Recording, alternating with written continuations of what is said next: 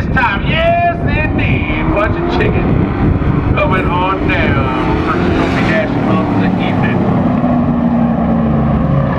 Guevara trying to move under Anderson as they come out of turn 2. A drag race down the back straightaway. Guevara sends the 17 in, makes it stick as he brings Tom Gray with him.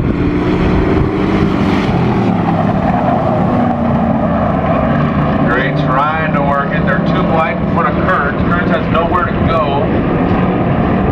Gonna look to the high side of Gray, but Anderson isn't moving enough. They're still too wide. That's only helping Guevara. Anderson still trying to give a little bit of pressure to Gray. Keirns has had enough of that. Wants to punch in chicken right now. He wants some of this action. Keirns going to drag race Anderson on the bottom. Gets the line. There is Keirns, but Anderson punches it a little bit there. On the high side, stays in the position. Last lap flag out. Guevara trying to keep the yellow banana fast today. Tom Gray in second. Oh, that 75 pushed hard coming out of 2. I think Keirns saw that load up the 87. Doesn't matter. Guevara going to win this heat race. Tom Gray in second. Andrew Anderson third.